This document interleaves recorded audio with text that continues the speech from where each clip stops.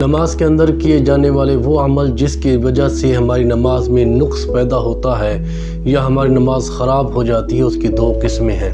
ایک ہے مکروہ تحریمی اور دوسرا ہے مکروہ تنزیہی۔ مکروہ تحریمی اس کا حکم سخت ہے۔ اگر ہم نے نماز میں وہ عمل کر دیا، وہ کام کر دیا جو مکروہ تحریمی ہے، تو ایسی صورت میں ہمیں نماز کو دوبارہ لوٹانا ضروری ہے، واجب ہے کہ اس کی وجہ سے نماز کو دوبارہ لوٹانا واجب ہو جاتا ہے اگر ہم نے نماز کے اندر مکروہ تحریمی کا کوئی بھی عمل کر دیا۔ آج کی اس ویڈیو میں میں آپ کے سامنے وہ تمام امور، وہ تمام عمل جو مکروہ تحریمی ہیں عرض کروں گا۔ سب سے پہلا کیا ہے؟ نبی کریم صلی اللہ تعالی وسلم نے فرمایا کہ کمر پر نماز میں ہاتھ رکھنا یہ جہنمیوں کی راحت ہے، یعنی نماز کے اندر کمر پر ہاتھ رکھنا یہ جہنمیوں کا طریقہ ہے، جہنمیوں کی راحت ہے۔ نہ صرف نماز میں اس چیز کی ممانعت ہے بلکہ نماز کے علاوہ بھی کمر پر ہاتھ رکھنے کو منع کیا گیا ہے۔ تو نماز کے اندر کمر پر ہاتھ رکھنا یہ مکروہ تحریمی ہے۔ ایک اور حدیث میں آتا ہے کہ جب آدمی نماز کے لیے کھڑا ہوتا ہے تو اللہ تعالیٰ اپنی خاص رحمت کے ساتھ اس کی طرف متوجہ ہوتا ہے، اور جب وہ ادھر ادھر دیکھتا ہے تو اللہ تعالیٰ فرماتا ہے اے ابن آدم، کی طرف التفات کرتا ہے، کیا مجھ سے کوئی تجھے بہتر مل گیا ہے جس کی طرف تو التفات کرتا ہے؟ اور پھر اللہ تبارک و تعالیٰ اپنی اس خاص رحمت کو اس سے پھیر لیتا ہے۔ اس لیے جب نماز کے لیے کھڑے ہوں تو اپنی آنکھوں کو، اپنی نظروں کو ادھر ادھر مت گھمائیں، سجدے والی جگہ پر اپنی نظروں کو رکھیں تاکہ اللہ تعالیٰ کی خاص رحمت آپ پر پڑتی رہے۔ اور پھر حضرت ابو ہریرہ بیان کرتے ہیں، مجھے میرے خلیل نے یعنی آقا علیہ الصلوۃ والسلام نے 3 باتوں سے منع فرمایا۔ سب سے پہلی بات کیا کہ مرغ کی طرح ٹھونگ مارنے سے، کہ نماز اس طرح نہ پڑھو جس طرح مرغ ٹھونگ مارتا ہے کہ پتہ نہیں چل رہا رکوع کر رہا ہے، سجدہ کر رہا ہے، بس آیا اور فٹافٹ نماز کو پڑھ لیا۔ تحمل کے ساتھ، صبر کے ساتھ نماز کو ادا کرو۔ اور پھر فرمایا کتے کی طرح بیٹھنے سے میرے آقا علیہ الصلوۃ والسلام نے مجھے منع فرمایا، اور ادھر ادھر لومڑی کی طرح دیکھنے سے بھی مجھے منع فرمایا۔ اس لیے انسان نماز کے لیے کھڑا ہو تو پوری توجہ اس کی نماز کی طرف ہونی چاہیے۔ اور پھر آقا علیہ الصلوۃ والسلام نے فرمایا جب نماز میں کسی کو جمائی آئے تو جہاں تک ہو سکے اس کو روکے، کیونکہ شیطان منہ میں داخل ہو جاتا ہے، اور جب کسی کو جمائی آتی ہے شیطان اس سے خوش ہوتا ہے۔ تو اس لیے نماز کے اندر جمائی آ رہی ہے تو کوشش کریں اس کو روکیں، اپنے ہونٹوں کو سے دبائیں اور جمائی کو روکنے کی کوشش کریں تاکہ نماز کے اندر سستی پیدا نہ ہو۔ اور پھر آقا علیہ الصلوۃ والسلام نے فرمایا جب کوئی اچھی طرح وضو کر کے مسجد کے قصد سے نکلے تو ایک ہاتھ کی انگلیاں دوسرے ہاتھ میں نہ ڈالے، اس طرح نہ کریں۔ اور اسی طرح آپ نے فرمایا مسجد میں پھر انگلیاں نہ چٹکائے، نماز کے اندر نہ چٹکائے۔ نماز کے اندر انگلیوں کا چٹکانا مکروہ تحریمی ہے، نماز کو دوبارہ پڑھنا لازم ہو جائے گا۔ مسجد کے اندر بھی انگلیوں کو نہ چٹکائے، یہ مکروہ ہے۔ تو جب گھر سے نکلا ہے فرمایا اپنے ایک ہاتھ کی انگلیاں دوسرے ہاتھ میں نہ ڈالے، یعنی بڑے ادب کے ساتھ آئے، عاجزی کے ساتھ آئے، وہیں سے ہی اس کو نماز پڑھنے کا ثواب ملنا شروع ہو گیا ہے۔ اور پھر آقا علیہ الصلوۃ والسلام نے فرمایا اللہ تعالیٰ بندے کی اس نماز کی طرف نہیں دیکھتا جس میں رکوع اور سجود کے درمیان پیٹھ سیدھی نہ کی گئی ہو۔ یعنی اگر کوئی شخص نماز پڑھ رہا ہے اور وہ رکوع کرنے کے بعد جب کھڑے ہوتے ہیں، سمی اللہ لمن حمیدہ کہہ کر کھڑے ہوتے ہیں، تو فرمایا کہ جس شخص نے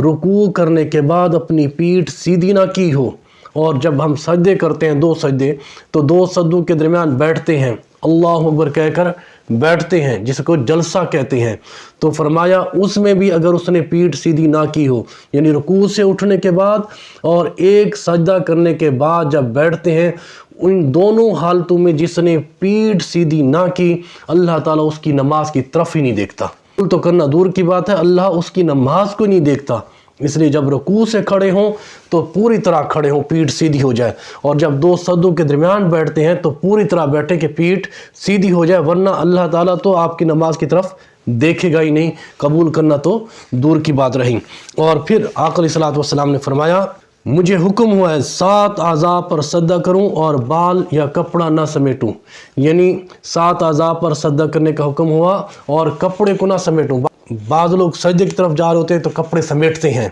سجدے سے اٹھتے ہیں تو پھر کپڑے سیدھے کر رہے ہوتے ہیں، اکثر کپڑوں کے ساتھ کھیل رہے ہوتے ہیں۔ تو داڑھی کے ساتھ کھیلنا، کپڑوں کے ساتھ کھیلنا، کپڑوں کو سیدھا کرنا، صحیح کرنا، یہ تمام امور مکروہ تحریمی ہیں۔ ان کاموں سے بچیں، آپ کی نماز خراب ہو رہی ہے اور آپ کو خبر نہیں ہے۔ تو کپڑوں کو چھوڑ دیں ان کی حالت پر، نہ ان کو سمیٹیں، نہ ان کو سیدھا کریں، نہ ان کو درست کریں۔ نماز کے لیے کھڑے ہیں تو نماز میں خشوع و خضوع لائیں اور اپنی نمازوں کو بہترین بنائیں۔ پھر آقا علیہ الصلوۃ والسلام نے اس بات سے منع فرمایا کہ مرد صرف پاجامہ پہن کر نماز پڑھے اور چادر نہ اوڑھے، یعنی تہمد پہنی ہوئی ہے، پاجامہ پہنا ہوا ہے، خالی اسی کو پہن کر نماز پڑھ رہا ہے، اور آپ نے فرمایا مونڈھے پر کچھ نہیں ڈال رہا، کندھے پر جو چادر نہیں ڈال رہا، آپ نے اس کو پسند نہیں کیا، یہ عمل صحیح نہیں ہے۔ اور اسی طریقے سے آستین اوپر چڑھی ہوئی ہیں، وضو کر کے آئے اور آستین اوپر چڑھی ہوئی ہیں، نیچے نہیں کیا، یہ مکروہ تحریمی ہے۔ اگر اس حالت میں نماز پڑھی تو نماز کو لوٹانا پڑے گا۔ آستین نیچے کر لیں، بھلے رکعت جاتی ہے جانے دیں، پہلے تحمل کے ساتھ آپ کپڑے صحیح کر لیں، اس کے بعد نماز میں شامل ہوں۔ اسی طریقے سے کسی کو پیشاب پخانے کی حاجت ہے، اس کے باوجود نماز پڑھ رہا ہے، تو اس حالت میں نماز پڑھنا مکروہ ہے۔ پہلے قضاء حاجت سے فارغ ہو جائے، پھر آرام سے نماز کو ادا کریں۔ اور پھر اسی طرح نماز کی حالت میں سجدہ کرنے جا رہا ہے تو کبھی کنکری ہٹا رہا ہے، کبھی تنکا ہٹا رہا ہے، کبھی وہ جو ہاتھ مار رہا ہے سجدے والی جگہ پر، یہ عمل مکروہ ہے۔ کنکر پڑے ہوئے ہیں، تنکے پڑے ہوئے ہیں، ان کو چھوڑ دیں، اپنی نماز کی طرف توجہ رکھیں۔ تو اگر کنکریاں ہٹا رہا ہے یا تنکے ہٹا رہا ہے تو یہ عمل مکروہ ہے۔ اسی طریقے سے نگاہ آسمان کی طرف اٹھانا، آقا علیہ الصلوۃ والسلام نے فرمایا جب تم نماز پڑھو تو نگاہیں اپنی آسمان کی طرف نہ اٹھا لو، کہیں تمہاری آنکھیں اچک نہ لی جائیں، یعنی تمہیں اندھا نہ کر دیا جائے۔ نماز کی حالت میں نگاہ انسان آسمان کی طرف نہ اٹھائے، بلکہ سجدے والی جگہ پر اس کی نگاہیں رہنی چاہیے۔ اسی طریقے سے جان بوجھ کر کھانسنا، کھانسی نہیں آ رہی کہ آپ مسجد میں جماعت کے ساتھ نماز پڑھ رہے ہوں تو بس ایک بندے کو کھانسی آنے کی دیر ہے، اس کے بعد پورا ماحول بن جائے گا، ایک نے کھانسا باقی سارے اس کو سپورٹ کریں گے، اور کھانسی آ رہی ہے نہیں آ رہی سب کھانسنا شروع کر دیتے ہیں۔ تو اگر کھانسی آپ کو آ رہی ہے پہلے کوشش کریں کھانسی کو روکیں، بہت زیادہ مجبوری ہے تو پھر کھانسیں، گلا خراب ہو رہا ہے، نزلہ زکام ہے تو اس صورت میں پھر تو آپ کھانسیں، لیکن ایسے ہی بغیر کسی ضرورت کے کھانسے جا رہے ہیں تو یہ مکروہ تحریمی ہے، نماز کو خراب کرنے والا عمل ہے۔ اسی طریقے سے آپ کے سامنے تصویر لگی ہوئی ہے، یا آپ کی دائیں جانب تصویر لگی ہوئی ہے، یا بائیں جانب تصویر لگی ہوئی ہے، ایسے کمرے میں آپ نماز پڑھ رہے ہیں تو یہ مکروہ تحریمی ہے۔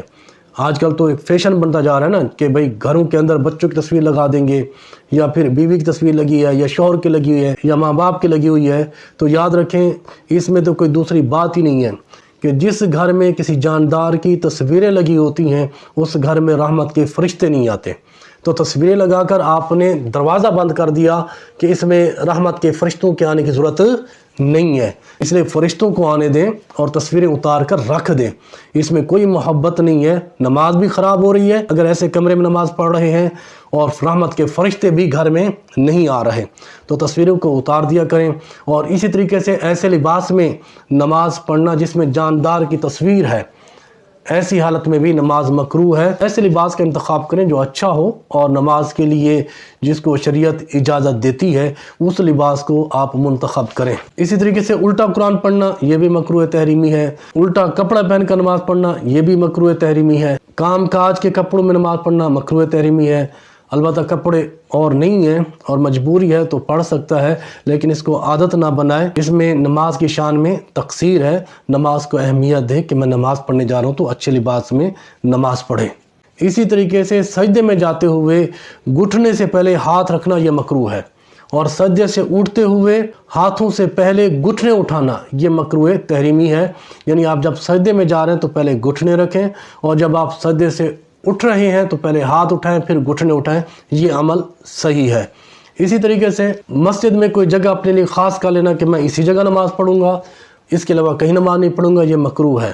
ہاں البتہ یہ کہ پہلی صف کو پانے کے لیے اگر آپ پہلے آ کر بیٹھتے ہیں کہ مؤذن کا جہاں مصلی ہوتا ہے اس کے ساتھ آ کر نماز پڑھیں اور پہلی صف میں پڑھیں، تو پہلی صف کو پانے کے لیے آپ شروع میں آ کر بیٹھتے ہیں تو اس میں کوئی بات نہیں ہے، لیکن اگر کوئی شخص آپ سے پہلے آ کر اس جگہ بیٹھ گیا تو اس سے لڑائی جھگڑا شروع کر دینا کہ یہ تو میری جگہ ہے، یہاں میں بیٹھتا ہوں، آج میں تھوڑا لیٹ ہو گیا تو تم کیسے بیٹھ گئے، یہ عمل صحیح نہیں ہے۔ اگر کوئی پہلے بیٹھ گیا تو ٹھیک ہے، اس کو بیٹھا رہنے دیں، لیکن یہ ہے کہ اگر آپ کا معمول ہے کہ آپ پہلے صاحب میں بیٹھتے ہیں تو یہ اچھی بات ہے، اس کی بڑی فضیلت ہے۔ آقا علیہ الصلوۃ والسلام نے اس پر بے شمار فضیلتیں بیان فرمائی ہیں، اس میں کوئی برا عمل نہیں ہے، لیکن یہ ہے کہ جگہ کو خاص کر لینا، کوئی اور بیٹھ گیا تو پھر اسے جھگڑا کرنا اور اسے لڑائی کرنا، یہ عمل برا ہے، یہ نماز میں کراہت ڈالتا ہے۔